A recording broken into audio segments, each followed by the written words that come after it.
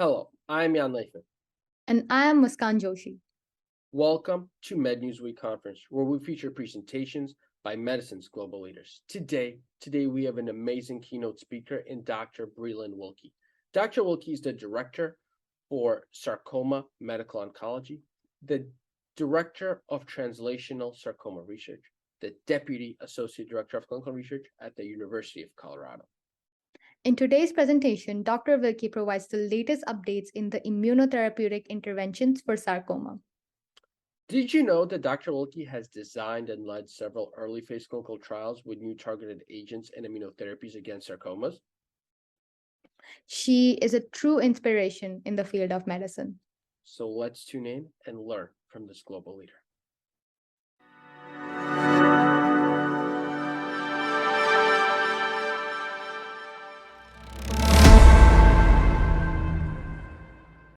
So what about immunotherapy?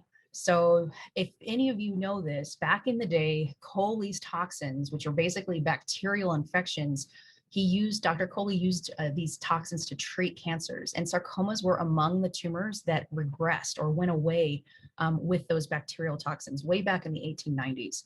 So there's been this long time thought that potentially sarcomas could be recognized and killed off by the immune system. There's a couple of other interesting facts about sarcomas. So sarcomas that have spread to only a few locations can sometimes be cured if you resect all of the sites of disease, even though you know there's got to be seeds or residual deposits of sarcoma somewhere in there. So it's tempting to imagine that the immune system is able to hold those little seeds stable if you can get rid of the bigger foci of disease. And then finally, there's variability in the progression of disease. So I just showed you these horrible statistics that people only live for 12 to 18 months with metastatic sarcoma.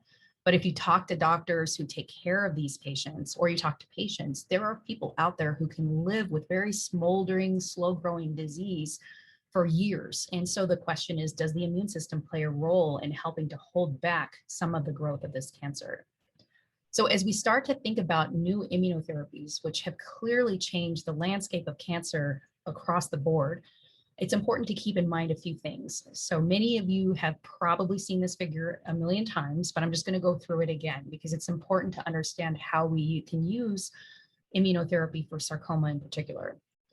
So in order to get our immune system to kill sarcoma or any cancer, there has to be something about the cancer cells that's recognized by our immune system as being foreign or damaged, and these are called antigens. If your immune system can recognize the cancer as being bad, that's usually done by our surveillance cells or our antigen-presenting cells, macrophages or dendritic cells, who then go on to teach our more educated immune cells, our T cells, to prime, turn on, activate, expand, and then ultimately we direct them to traffic and migrate to the tumor and get into the tumor beds where they can actually start to kill off the cancer cells. So they run into a lot of problems along the way here, especially in sarcomas, which are huge tumors. They're often very poorly vascularized, so there's not good blood flow. This creates regions of hypoxia, which changes energy availability. It makes it very hard for our T cells to live and be active and be healthy. So there's a lot of barriers to get through, particularly in sarcomas, to get to this last step where the tumor cell and the T cell are face to face and the T cell can actually kill off the cancer cell. So where does immunotherapy come in? Well, we can work at multiple steps in this process. The most famous place is at the very end. So PD-1 and PD-L1 are the targets for these new immunodrugs called checkpoint inhibitors. And the idea here is these drugs block that don't eat me signal that the cancer uses to shut off the T cell at the very last point.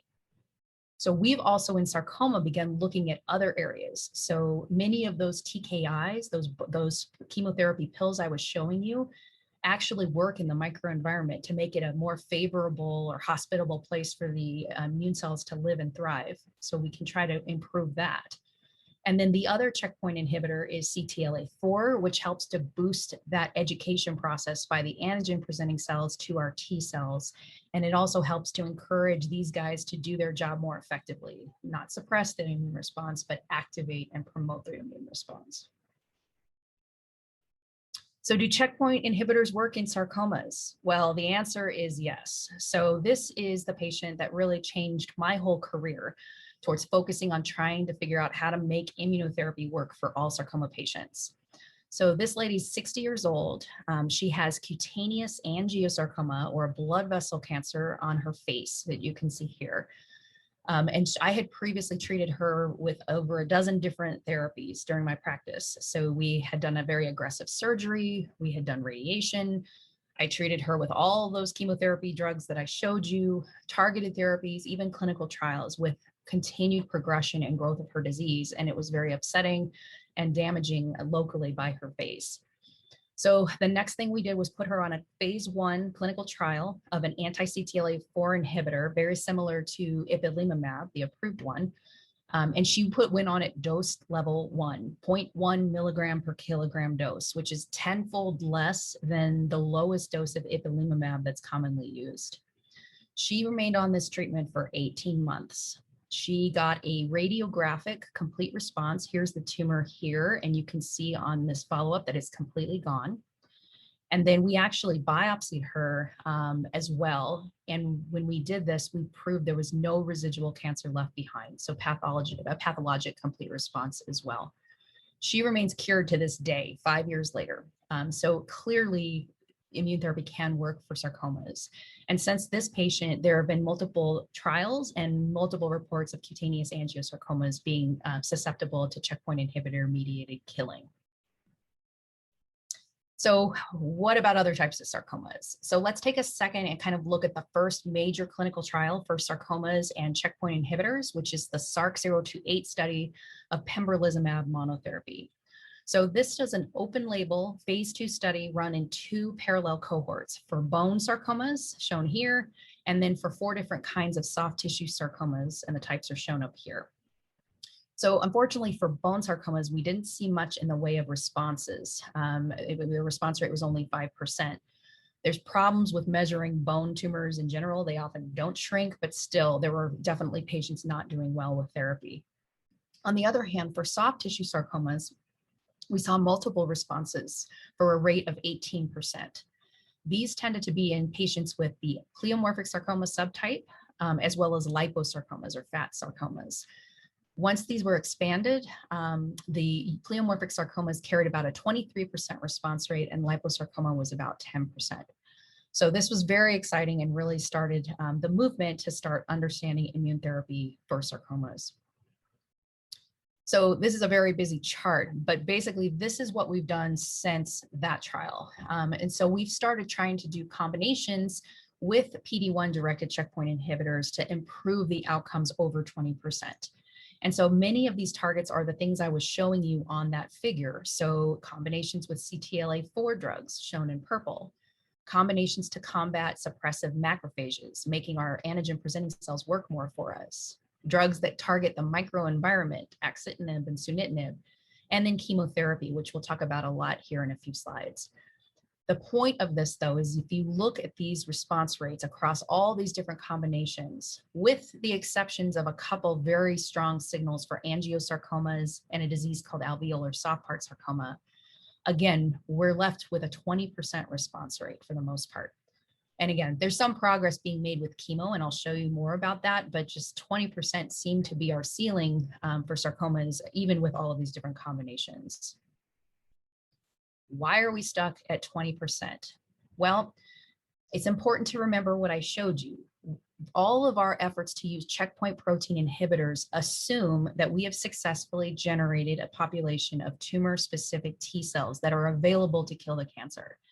So my argument is that I think the majority of the problem lies at the very beginning.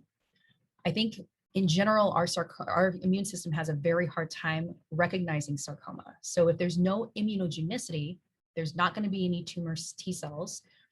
And then no matter what you use, whether it's the microenvironment or certainly checkpoint blockade, you're still not going to get responses if your immune system never realized that the cancer was a threat. So why are these so poorly immunogenic? Well, a couple of possibilities are that there are very few tumor-specific antigens to recognize, or that the ones that are there are very crummy. They don't do a good job of triggering our immune system's recognition. The other problem is there's a protein called MHC1 that is critical for the antigen presentation process. And I'll show you some data that many times this is silenced. It's a way for the cancer to avoid having its antigens displayed to the immune system. So overall, I think that a lot of our work needs to be done earlier on in the process. So what about tumor mutational burden? So basically, this is a measure of how many mistakes or how many abnormal proteins are associated with a particular cancer. And we know that tumor mutational burden has been a very helpful marker of response for immunotherapy and other types of cancers. Overall, TMB is low in sarcomas compared to other cancers like melanoma or lung cancer. But in this paper, Dr. Rozic and his colleagues showed that even among sarcomas, and there's several subtypes shown here, there was still a subset that has a higher mutational burden. And interestingly, these are the subtypes that tended to respond to the pembrolizumab monotherapy, UPS and liposarcoma. They tended to have a higher degree of mutational burden. However, leiomyosarcomas shown here also had similar mutational burden, and they have almost a 0% response rate with pembrolizumab by itself. So the mutational burden here can't be the whole story. Here's that data about that MHC class 1 protein I was talking about. So again, it's a critical component to present antigens to the surface and to the immune cells.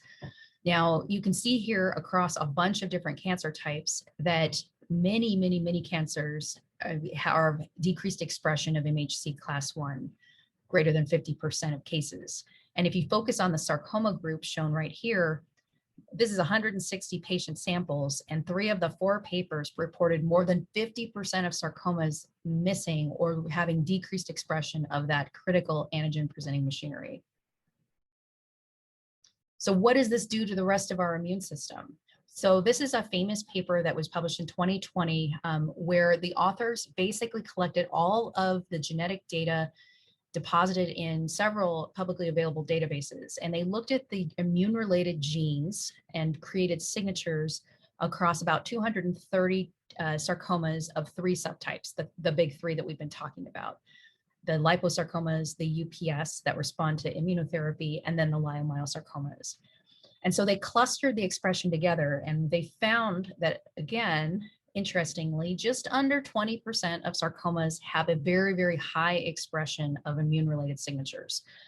And so these include particular immune cell types, the killer T cells that we've been talking about.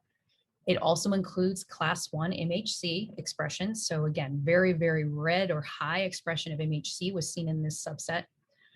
The high immune class also had something called tertiary lymphoid structures, which are essentially these clusters of immune cells found within the sarcoma deposits that represent a very well organized and active immune response going on within the tumor. And then they also found this group had very high expression of various checkpoint proteins. They went on then to look at that signature, that immune high class signature, and they applied that to all of the patients who were treated with pembrolizumab in SARC 028. The immune high subset is shown in red, and you can see by this waterfall plot of the patients and their responses that, again, more patients with immune high tended to respond to pembrolizumab monotherapy, and they also had better progression-free survival. Now, it's not perfect. You can see various tumors scattered with high expression that did not respond. And there's a few with either medium or low response that did go on to have a response to pembro monotherapy. But this is still quite compelling. So those of you who know immunotherapy, you know about PD-L1 expression on the tumor. So this is the don't eat me signal. So in other types of cancer, if the tumor cells have PD-L1, that predicts response to checkpoint inhibitors, to PD-1 inhibitors.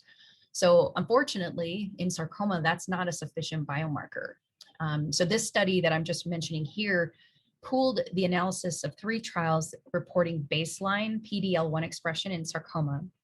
Overall, only about 13.6% of sarcomas have PD-L1 at all.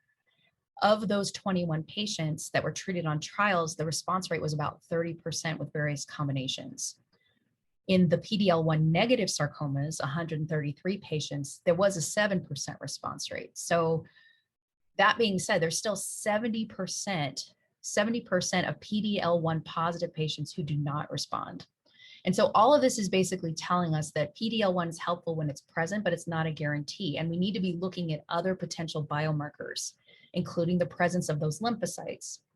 Now, this has looked promising in other studies, but many of these have very limited, what we call phenotyping or classification of those immune cells, because they could be activated, they could be suppressive, we're just not sure. And that may explain some of the confusing data that's come out of these analyses. So 20% is great, but what do we do about the other 80% of sarcomas? How can we improve the activity of immune therapy and make it work for patients with immune cold sarcomas or low expression of immune-related genes? So I think, again, targeting tumor immunogenicity. How can we improve the tumor immunogenicity for those tumors? The ideas are chemotherapy, radiation, and cytokine therapy actually help to boost the immune recognition process and make the cancers appear more foreign. Additionally, you could bypass this whole step and go straight to adoptive cellular therapies. So these are treatments that provide a very large population of tumor-specific T cells to the patient if you know the target that is on the tumor cell that you're trying to go after. And so I'm going to walk you through the future advances and what we've been working on in both of these areas to try to make this better. I'll describe to have very potent stimulatory effects on our immune system. And one of the best studied drugs to show this is doxorubicin, our friend in sarcoma for the last 40 years. So in various mouse models and patient models, treatment with doxorubicin leads to production of danger signals, things called danger-associated molecular patterns or pathogen-associated molecular patterns. These are signals that are very similar to what happens when a cell is infected by a virus. And is a very potent stimulus for your immune system to go in, recognize the area as a problem, and start the immune cascade. DNA damage resulting from doxorubicin also triggers another pathway critical to the immune response, which is CGAS and STING. All of this has been shown. Our other chemotherapy drugs in sarcomas also have immune-related effects. Gemcitabine can suppress myeloid-derived suppressor cells, which tend to shut down immune responses. Trabectedin can decrease the suppression by cytokines and macrophages. And then eribulin has profound effects on blood vessel development within tumors or angiogenesis. And so based on this, this is the new wave. So there are multiple clinical trials in sarcoma going on now to combine chemotherapy with immune therapy with our checkpoint inhibitors. And so I'm going to show you a few of the studies that have published or presented data on this approach. This is the first study. So this was published by Seth Pollack out of the University of Washington, the Hutch Cancer Center. So they treated 37 patients with advanced or metastatic soft tissue sarcomas with doxorubicin plus pembrolizumab. And basically you can see the waterfall plot here that the response rate was about 19%. That being said, the progression-free survival or how long patients remained stable was 8.1 months. And just to remind you, our previous historical data for doxorubicin is fairly similar. So 18% response rate and a progression-free survival of 6 to 7 months. But I think if you look at these plots, the spider plots, you can see that several patients are having long-term durable control of their disease with this approach. This is in days. So we're looking at 2-3 years out on treatment. Quite impressive. And again, for a subset of patients, they're clearly benefiting from this therapy. This trial is a little tricky because almost half of the patients were other subtypes, and there's a question of whether there was more slow growth or different biology that may have favored this, but in general, this was really exciting and promising. We got even more excited when the second trial came out from Mike Livingston out in North Carolina, and here they treated 28 patients, again with doxorubicin and pembro, and basically showed a response rate of 36.7%, which is definitely better than what we've seen historically with doxorubicin monotherapy. Now, this trial included more of our favorites, so more of the common types of sarcomas that have previously been studied. Leiomyosarcoma, interestingly, had a 40% response rate out of 10 patients. So compared to pembro alone, where we rarely see sarcomas, or we rarely see leiomyosarcomas responding, this was pretty exciting to see. And then 100%, all 3 of the UPS patients did respond as well. The progression-free survival for this trial was 6.9 months, so a little bit less than Dr. Pollack's study. And then the progression-free rate at 6 months was about 52%. So again, promising signals, but still we have more work to do. It's not helping everyone, but definitely looking promising. So now I'll just plug my trial. So this trial is a combination of doxorubicin, CTLA-4 inhibitor, zalifrelimab, and a PD-1 inhibitor, balstilimab. And so we are currently enrolling patients on this study, which will have 28 evaluable patients with advanced or metastatic soft tissue sarcomas. And basically what we're doing here is patients get 4 doses of the CTLA-4 inhibitor, 6 cycles of chemo, and then they're able to stay on PD-1 maintenance after completion of their chemotherapy. And so we've completed the first stage of this study. We're very excited about it and hoping to have data to present later this fall. Importantly, we are actually looking at correlative studies, so tumor biopsies and blood along with this to try to understand why patients are responding or not responding. So overall, I think the thing with chemotherapy is that, we're really so far have only seen trials where patients are treated with both agents, and to really understand whether there's a significant difference by adding immune therapy with chemotherapy, we need to start doing randomized clinical trials where patients get either chemo alone versus the whole combination to prove that this makes sense. I'll just show you this one other trial. So again, with the CTLA-4 and the PD-1 plus chemotherapy with trabectedin, this study was presented at ASCO, not yet published, but it was larger. So 79 patients treated with the triplet therapy. Response rate was again 20%, progression-free survival was 6.7 months, but you can see that the disease control rate, which is stable disease plus responses, was 85%. So pretty exciting here looking at this trial as well. What about radiation? So radiation also is a potent stimulus to our immune system. Now it's tricky in trials of metastatic cancer because it's always hard to tell, well, what is actually benefiting from the radiation alone versus what's benefiting from the immune therapy alone. So I just want to highlight this trial that's ongoing now that is super important for the field, and I think will really tell us a lot about how this is working together.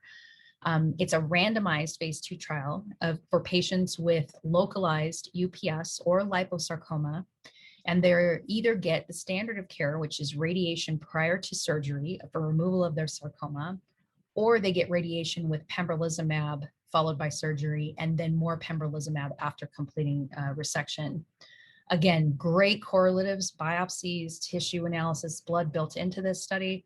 So we're really excited to see how this impacts progression-free survival, development of metastatic disease later on after their surgery, all of these things. So this is definitely a trial to keep an eye on.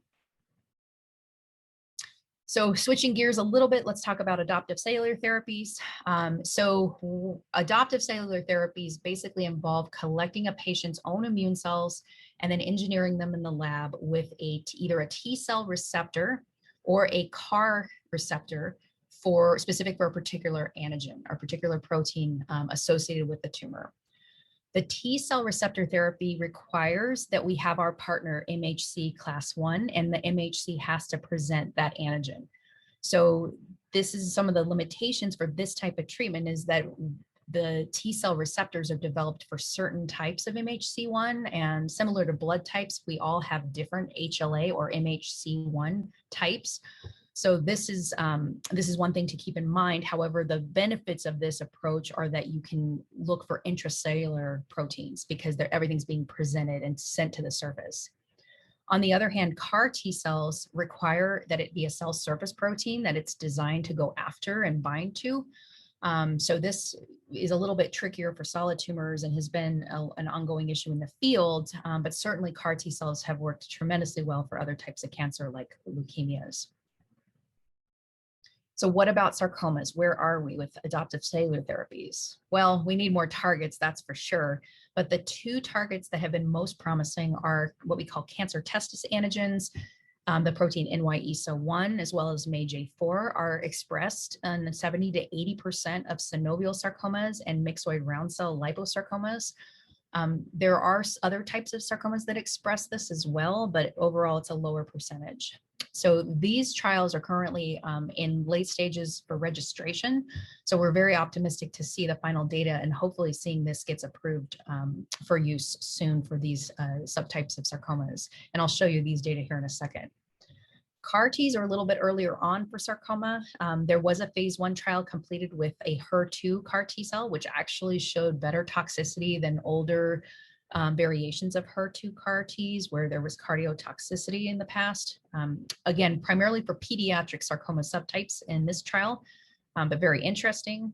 And then there are 3 ongoing phase 1s that just opened up looking at B7H3 CARs, GD2, and EGFR CAR-Ts for pediatric sarcomas primarily. And so really exciting to see the results of these trials over the next few years. So here's the data for the engineered T-cell receptor therapies for synovial sarcomas. Again, waterfall plots shown here on the left for the NY-ESO the lete-cel therapy, and then MAGE-A4 for SPEAR T cells on the right. Again, these are HLA-A02 restricted, so only about 30 to 40% of patients will have the right tissue type to participate in these trials. But you can see from the waterfall plots that they're quite effective. Response rates are 44 to 50%, depending on the agent. And if they achieve a response, the median duration of the response is about 30 weeks. So clearly exciting, lots to learn here. And unfortunately, we just need more sarcomas to actually have these targets or come up with targets that are more expressed on other types so that we can start exploring these therapies more broadly. So where do we go from here? Well, this is an outdated graph from 2018 that just shows the landscape of all the different agents and combinations that are being explored with checkpoint inhibitors in cancer. This is crazy. And with our rare diseases really, and the heterogeneity, we're never going to be able to test all of these different possibilities in our sarcoma patients as much as we would love to. So what we need to do is we need to work smarter. We need to refine our ability to classify our sarcomas, look for biomarkers and immune signatures to select combination therapies more likely to work for individual sarcoma patients. And I think the way we're going to have to do this and to really move the needle, given our barriers, is to find combinations or other ways to hit multiple steps in that immune cascade without creating too much toxicity. So how do we do this? We need to model it in the lab, and then we need to study the patients who are treated on trials. Every single thing we can. We have to learn from every patient. And as a community, we need to work together to pool our data from all of these different ongoing clinical trials and really try to start making sense of who's responding, who's not, what are the mechanisms of resistance and success, and how these treatments actually working when they do. So in summary, I hope over today I've convinced you that even though we're a very heterogeneous group of sarcoma cancers and these are very rare collectively, we are moving the needle. We're doing this because now we understand the molecular drivers and the genetic alterations better in these heterogeneous diseases. And we're working together to conduct clinical trials focused on particular subtypes. And we have to do this with multi-center collaboration, but it's led to multiple new drugs being approved for smaller subtypes of sarcomas over the past several years. And again, we need to continue to work to customize our treatments based on biology and the mechanism, what's really driving individual patients' tumor growth. I hope I've convinced you that immunotherapy has great promise. When it works, it can cure sarcomas. And all it takes is to see a patient who you never would have cured with chemotherapy. When their disease melts away, you would become a believer. To do this though, and to really make it work for everyone, we've got to deal with this immunologic blandness. There's nothing foreign about sarcomas to be recognized. We have to find a way to trick our immune cells into figuring out the game. To do this, we need to improve our understanding of the immune microenvironment. We unfortunately don't get to rely on PD-L1 to signal the patient's likely to respond. And it's most important, particularly at this phase, to get patients with sarcoma to immunotherapy clinical trials early. If we wait until the disease is advanced, rapidly progressing and patients are sick, there's simply not enough time for the immune system to learn what it needs to do and to catch up. We run out of time.